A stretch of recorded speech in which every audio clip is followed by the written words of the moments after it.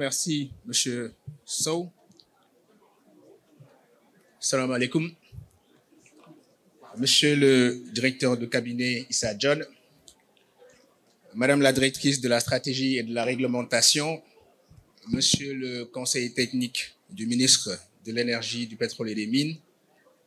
Monsieur le directeur général de la Sénélec, cher honorable Papa Mademba Bitèye, Mesdames et Messieurs les directeurs principaux de Sénélec, Mesdames et Messieurs les directeurs, chefs de département et de service de Sénélec,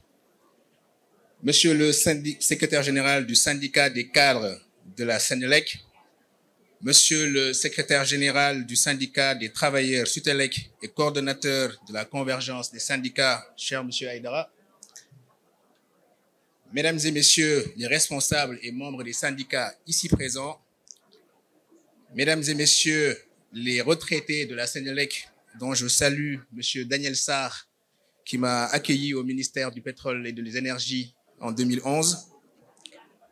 Mesdames et Messieurs les travailleurs de la Sénélec, chers invités, je me réjouis d'être là ce matin au nom de Monsieur le ministre de l'Énergie, du Pétrole et des Mines, Monsieur Birame Souleye Diop, pour présider cette cérémonie de la fête du travail dans cette famille de Sénélec dont je me réclame d'être membre de cette famille qui m'a accueilli en 2011 dans ce secteur. Tout à l'heure, vous l'avez dit, Monsieur le modérateur, que Monsieur Bakary Diop avait remplacé Monsieur Papa Mademba Bitèye comme secrétaire permanent à l'énergie,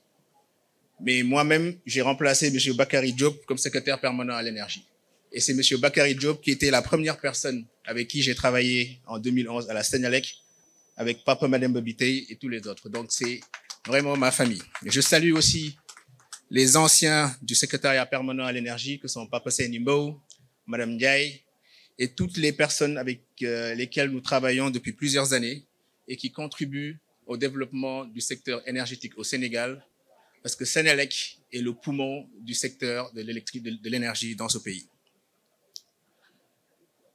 J'ai eu aussi, donc, de la part du ministre du Pétrole et des Énergies pour l'honneur que vous lui avez fait et cette considération, mais à travers tout le personnel du département qui vous transmet ses félicitations et prières pour la réussite de cette festibilité.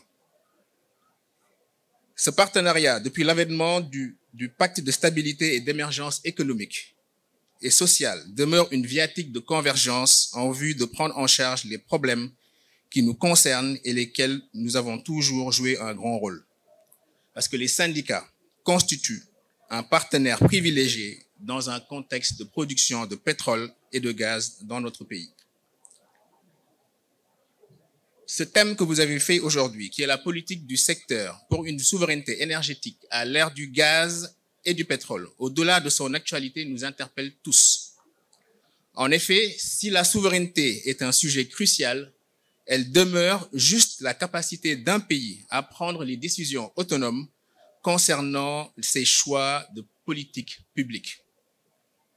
Dans ce cadre, notre secteur, celui de l'énergie, est principalement interpellé car toutes les souverainetés susceptibles de fonder et de soutenir un État libre, c'est-à-dire la souveraineté énergétique, est l'une des plus stratégiques et les plus désirées. À ce propos, notre pays a très tôt compris les avantages et la nécessité de la diversification de ses sources d'énergie par l'introduction des énergies renouvelables dans le mix, car l'approvisionnement en électricité est une question essentielle de sécurité et de souveraineté et de développement économique et social. Mesdames et messieurs, la souveraineté n'est pas un mythe, mais bien une possibilité portée par des systèmes énergétiques qui reposent sur une diversité de matières et de technologies scientifiques modernes, mais aussi avec des sources humaines motivées et de qualité. C'est pour ça que dans le domaine du gaz et du pétrole, le projet GTA avec sa composante gaz domestique est actuellement en cours de développement avec un avancement d'environ 91%, dont la production prévue fin 2004 permettra d'alimenter les centrales électriques de Sénélec en cours de réalisation, notamment celui de Saint-Louis. Au même moment, le projet Yakarta-Anga, qui est un socle de stratégie Gas to Power, enregistre quelques retards dans sa phase de sélection du concept de développement,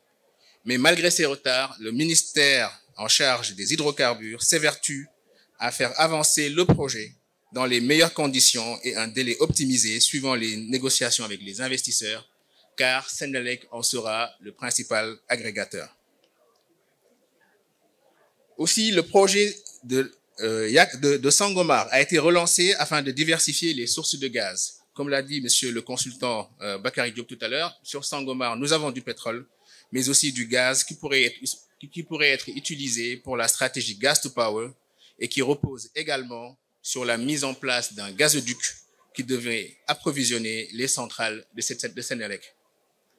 À cet effet, le réseau gazier du Sénégal, chargé de construire l'infrastructure composée de segments allant de Cap des Biches à Tobène, puis de Cap des Biches à Malicounda, et aussi le hub de GTA jusqu'à la centrale nord de Gandon pour Senelec. Mesdames et messieurs, messieurs les secrétaires généraux, nous le constatons, comme nous le constatons, le thème politique du secteur pour une souveraineté énergétique à l'ère du gaz et du pétrole est une importance capitale. Aborder cette thématique dans le contexte d'une célébration de la fête du 1er mai ne saurait être qu'un prétexte. Je reste persuadé que des réflexions fécondes ressortiront de vos différents échanges pour lesquels je souhaite plein succès. Je ne saurais terminer sans remercier de manière appuyée le directeur général de la Senelec et aussi le secrétaire général de la convergence des syndicats et tous les syndicats et travailleurs de la Senelec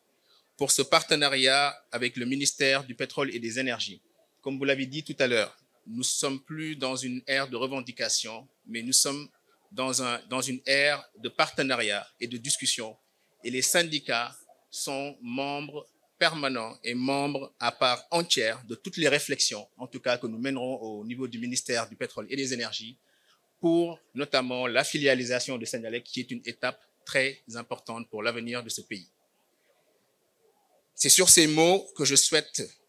une bonne fête du travail à tous les travailleurs de Senelec, mais souhaiter une fête du travailleur à tous les une